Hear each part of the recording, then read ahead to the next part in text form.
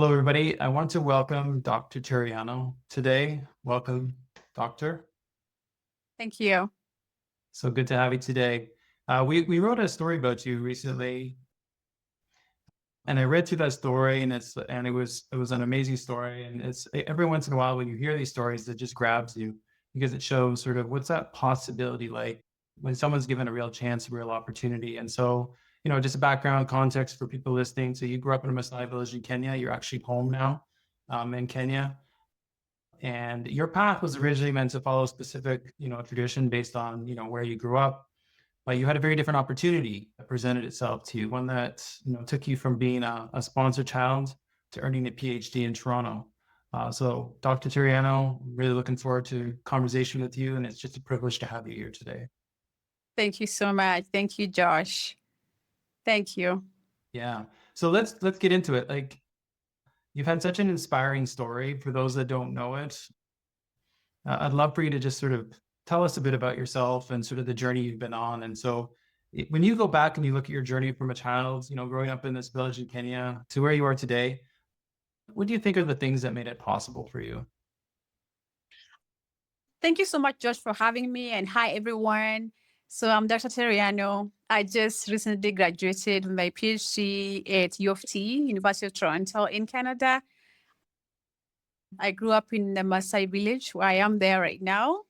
I was born and raised in the Masai community. There was never a plan for me to go to school.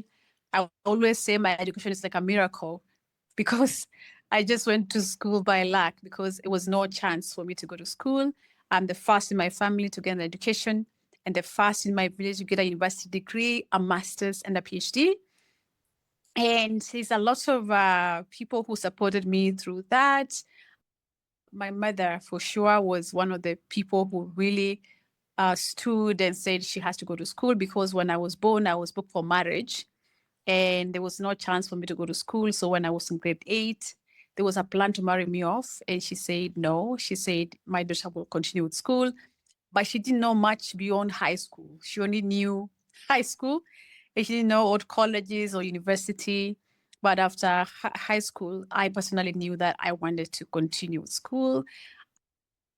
I was also a sponsored child of World Vision, and that helped a lot. When I was in primary, would get a uniform, medical checkup, and then if somebody is a sponsored child is found unwell, they can get treatment.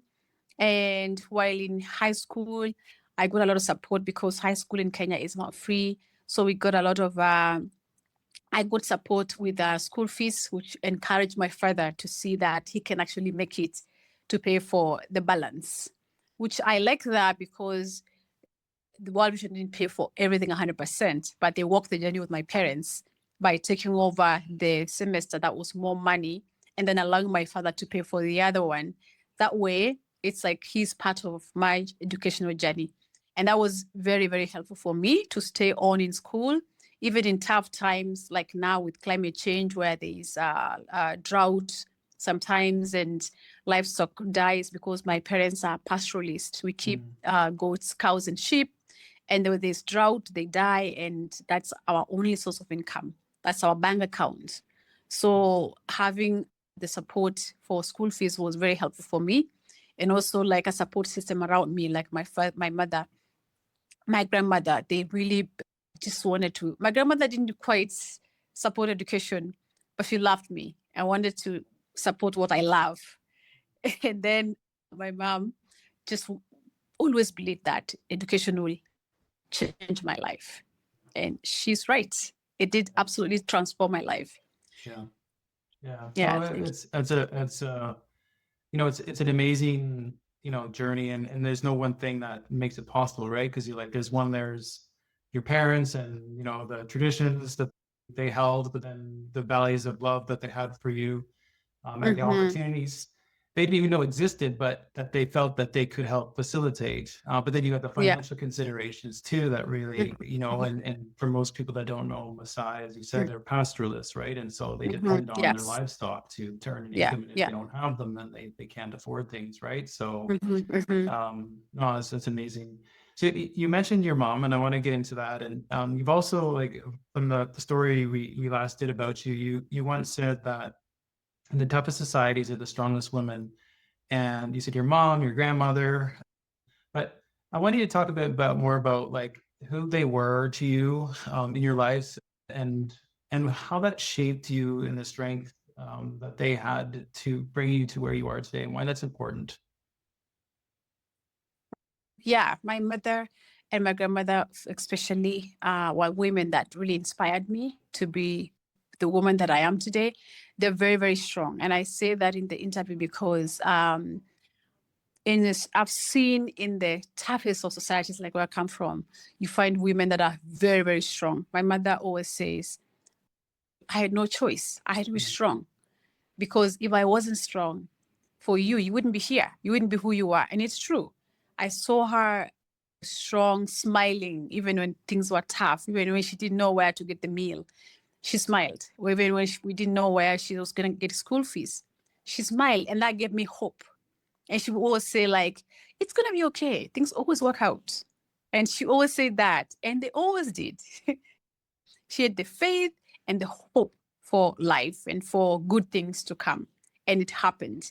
And she always had to be strong, even in tough times when we would lose livestock during the drought to nothing.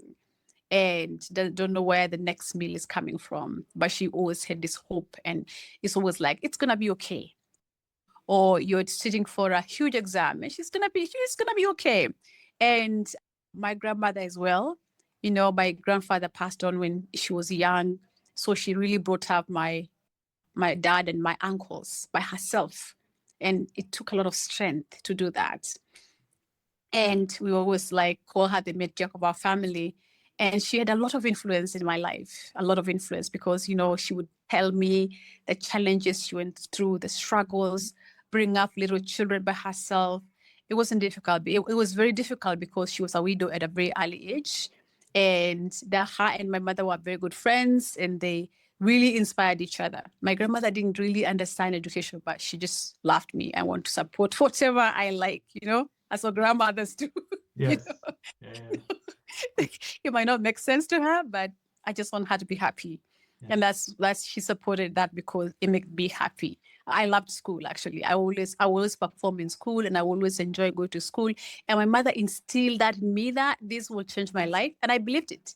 So I always worked hard. I always made sure like my grades were good. So I think another thing is I learned from them, and they inspired me to be determined and to work hard. I would see my mother carrying a baby in her back and building a house. Because in our community, it's women who build houses. The houses we grew up in, every single house I grew up in, my mother built it. The first house my mother lived in, and I lived in, that she didn't build, was a house I built for her after finishing my degree in Canada and getting a job. And then, being able to build for her house that has solar, that's made of concrete, that men build. I mean, men, we have to pay them to build, right? I mean, so I always joked about that because my mother was like, she always built a house and nobody paid her. She built a house for her family. And I saw a lot of strength where women come together, support each other, go to the bush, carry the wood, and then come and put a house together. So I learned from that. Even when I'm studying and it's cold and I want to go to the library or go to class, and the snow is falling and I feel like, I can't even go out. I remember these women and I'm like, what? My mother would get out and carry the baby and build the house and sing and smile and keep singing while she's doing it. This is easy. I just need to go to the library and study and pass the exam. This is too easy. Yeah. I just had to sit at the computer and read. That's very easy. Yeah, no, for sure. And I will say, before we started chatting, I did get the chance to sort of quickly meet your mom, so that was an honor. And I've seen many women like your mother and your grandmother, in time that I've spent in Kenya as well in the past. And so it's it's really an inspiration to see women like that. And I can see that you're also following in their footsteps as well. So that's amazing. Absolutely. Yes, I am. Thank you so much. Yes. Yeah. So You talked a bit about your relationship with World Vision as a sponsor child. So you were supported by a World Vision sponsor. You talked a bit about like what value you got out of it, but I'm curious, just dive a little deeper. What is the relationship with World Vision, and how did it shape the opportunities and what you believed was possible in your own life as well? I think that from being sponsored by World Vision, I learned from an early age that it is important to help others, that it is important to, like, this person is helping me. They don't even know me. They haven't met me. They just see my picture and they feel like they want to support a little girl like me. For me, that taught me something, and also that the world is a global village. And what impacts somebody in the continent of Africa impacts somebody in the Americas. And I think I learned from an early age to pay it forward. I can never go back and sponsor my sponsor, but I can sponsor somebody else or support another person or go out and spread kindness and be kind to someone or lift somebody up. And then in extension, what the things that I'm doing, they are doing those things. My sponsor is doing that through me, because then I am part of the fruits, because they supported me to get this education, and I'm able to now go back to my community and make a change. And it's because that enabled me. And so for me, when I was really, really young, I just enjoyed reading their letters, because I was in school learning, to read, and it was exciting to see. And I would just draw stuff that they would send to them until eventually I can write something, until I can write it well. It was very good. And when I have a new uniform, I know it's from them, and my sponsors would send me pictures. It was very, very nice, and it was exciting, even just to know that somebody somewhere in their part of the world cared. And it also made me to think that there were I didn't know anything like other than Kenya, where I grew up in. So this kind of opened up my mind to another world, which eventually I ended up studying in Canada. And even while working with other people, I know we are all like connected. What impacts me here impacts another person there. And I think so that taught me to spread kindness, to be good, not just to people that we know, but to even strangers. Because to my sponsor, I was once a stranger, but they still went out of the way, pick my picture, and continue to support me. And that made an impact in my life. So for me, I took that very seriously, and I really appreciate it. And as a former sponsored child, I always say I have met so many sponsored children that are very successful. It's just that a lot of people, I know so many sponsored children that are very, very successful. It's just that you don't get time to meet all of them. So I am just that one person that had an opportunity and got a chance to do this. But there's so many people that have that ability to do that when they have a chance. And there's so many sponsored children out there, sponsored by World Vision, that are making big changes in their communities, that are leaders. I know a former sponsored child that's a senator in my country. I know them, and they're a good friend of mine. So I know that there are so many of them out there making a difference. And it's inspiring to see that. And I think it's important that we continue to spread kindness, even in a world like this that we live in now. Yeah.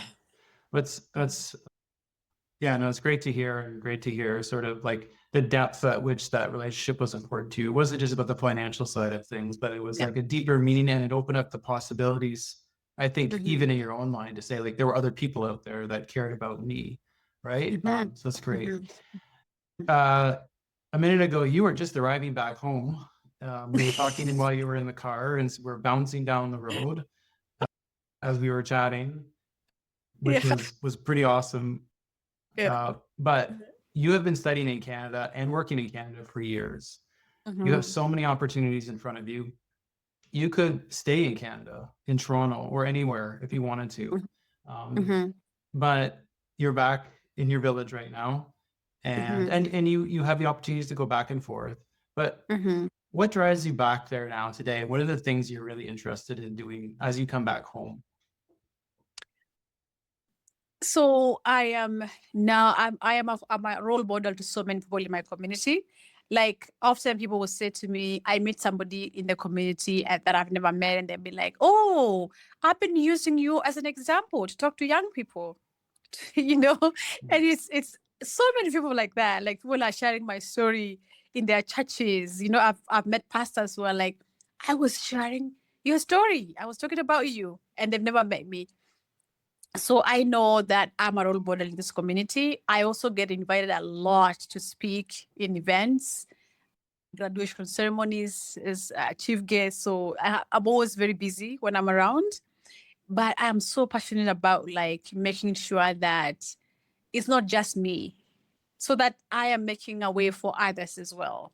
Because I've walked through this window of opportunity, I want to open the door for others.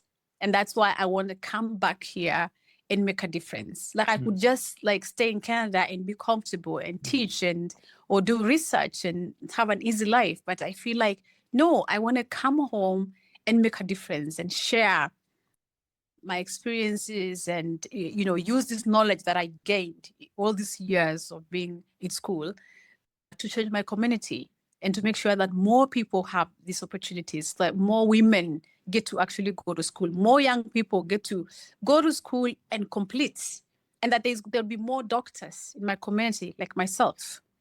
And so that is really what drives me. It's my passion to make a difference. And it has always been a thing for me that I've always wanted to make a difference in the community. So there's so many things I want to do. I want to work with women. I'm always very passionate about working with women around economic empowerment, because I really believe when women are empowered economically, the family is empowered, and the family, the children get to access education, because that's what happened to me. I'm very passionate about communities like mine that are marginalized, that we find a way to make a difference so that more children access school, because school changed my life and I wasn't going to go to school at all. So imagine there's so many others who are not going to school, and I just want to make sure that I contribute to that. So that's why I came home, and obviously also my community have they're planning a celebration for my graduation. I'm looking forward to that. It's exciting. I had a really good one in Toronto. It was fun because I have friends and family in Canada. It was beautiful.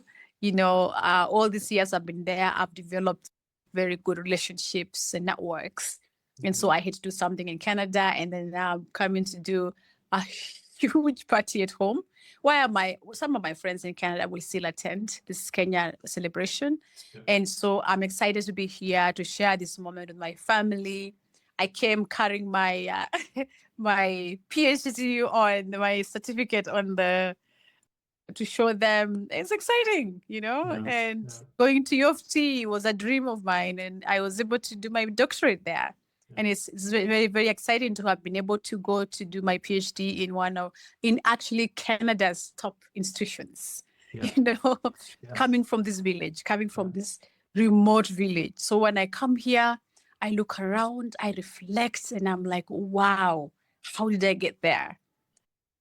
This is amazing. And I'm grateful to God. I'm very spiritual, and I believe that, this was meant to happen. It was all planned, and I just had to like work hard, not give up. And that's what I say to people. Don't take any opportunity you have for granted, because some people don't have that. Every time I speak in Canada, I tell people, don't go to classroom and waste your time, because somebody wish they have this opportunity to sit in this classroom, but they don't have it. So don't take it for granted that you live in such a beautiful country with access to very good education. Some people don't have that. Some of us really struggled to get there. Like or even to have supportive parents that understand education. You should just always like be grateful. And I believe that we are blessed to be a blessing. And so it's just time for me to give back. And I encourage people, when you have been blessed, don't just sit there. Just wake up, do something, be a blessing to someone else. And that's how we make the world a better place. Pass it on, help another person, just like my sponsor did. Even be kind to strangers, get out there and help someone. You just never know what they can become. Your sponsor child can be a doctor like me tomorrow. And can be the role model in their community. Yeah. Yeah, well, I mean, you talked about so many things but I think one of the things I hear is like, there's no place like home either, right? And I never forget Yeah. where you came from. And so you haven't forgotten. And And I love my village. I yes, really do. Even when well, I'm in especially the Kenya, weather, right? Because the weather can be yes, so much the nicer. weather is beautiful. And before I used to kind of miss some things in Canada, like the lights. So I figured, I can just put a structure here. I'll build a house and have solar. So Yeah. what I'm using right now is solar. Yeah. And we always have it. There's no blockout. There's nothing. Like it's always there. And it's just solar. It's just a sun. Yeah. Yeah. Every single day. We've never stayed without it. And my parents love that. And, so it's very exciting to be here, to be in my village again. Usually when I come here, I get grounded. I get to reflect just how far I've gone. I used to just be herding cows and goats and sheep in this village. And here I am now, Yeah. Yeah. come Yeah. this far. Yeah. Yeah. Yeah. That's amazing. Yeah. Yeah. You're right. It's such a great way to reflect. Absolutely. Dr. Teriano, I Yeah. got one more question for you, and then we'll let you go because I know you have lots of Okay. family and people to connect with. To Love that greet. you're back. But my last question is something you Yeah. kind of touched on, but uh, i- if you had a message for young girls watching or listening to your story, what do you want them to know about what's possible in their lives? Or maybe to flip it, if I were to ask you, like, if you could talk to your younger self, what would you say? First of all, impossible is just a word. Everything is possible because if somebody told me years ago when I was going to primary here, my primary school is just a walking distance from my home. If somebody told me I would end up having a PhD from the University of Toronto in Canada, I would never, like, how? It doesn't even sound possible, and it is possible. And so I would say to every girl listening to this or every young person, don't give up. It doesn't matter what you go through to get your success, keep going. Do not give up. Be determined to succeed. So sometimes you have to persevere a little bit. Sometimes you have to stay up when people are sleeping to read. That is part of the process. Because people only see us graduating, but nobody sees the behind the scenes when you're working hard, when you're reading, when you're having that first draft, second draft, third draft, until you succeed. I would say don't ever give up. It is possible. Work hard, take advantage of every opportunity you have. If you're watching right now from any part of the world and you feel like it's difficult, you can make it. If I did it, you can do it. I went through a lot of challenges, but here I am today celebrating my achievement. And I just want you to not give up. And I want you to be determined. And I want you not to just don't take, like, good things don't come easy. We have a Masai saying that says that you kind of have to sacrifice something to get something good. So, like, sometimes you sleep when you have to read, or you feel like going to a party, but you have to go to the library instead. Just use every opportunity you have. And when you live in a country like Canada that has this amazing education and you have access to education, take advantage of that, because most people don't have that. And don't take that for granted that you can access that kind of education. So I want to tell you, it is possible. And impossible is just a word. Everything is possible. When you are determined to succeed, to achieve your dreams, you will do it. Don't let anybody tell you you can't do it, because you can. Believe in yourself, because everything starts with you. You have to wake up and believe in yourself first before the whole world does it. It has to come from inside first. Yeah. So I want to encourage every single one of you to work hard. And after making it, after walking through that window of opportunity, please lift other people up. Look back and lift someone else up. Let's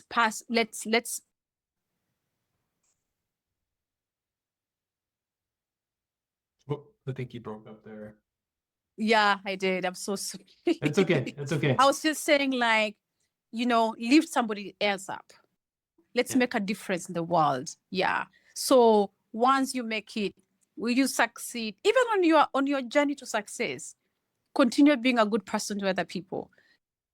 Go out of the way and support someone else, because you just never know what that little help can mean to them. Yeah. Thank you so much. Thank Yeah, I you. know. Thank you, Dr. Teriano. And I like that impossible Thank you, just over, Josh. right? It's Yeah, so thank you, true. Josh. So yeah, what an Thank incredible story. Thanks for sharing, Dr. Teriano, and just Teriano, thank just you. reminding us of what it means when you just give one child an opportunity, you being Absolutely. that one example, but many more examples of that. And that Mhm. there's a multiplying effect to that as well. It really does Absolutely. change families, it changes your Yeah. community, and it changes generations. And I mean, and that's what we're all about, giving every child a chance to sort of rewrite their own story. So I just want to really thank you, Dr. Teriano. Thank you. Thank Thank you for you. sharing your story. And Thank you so obviously, much. as you continue, just the best of luck. And I'm really Thank you so much. looking forward to seeing what you do Thank you next for as well. having me. Yeah, thank you. Thank you for having me. Thank you so much, Josh. This was amazing. Yes, thank you. Thank All you. right. Thank you. Thank Thank you. you. Thank you so Bye. much. Have a wonderful day. Thank you.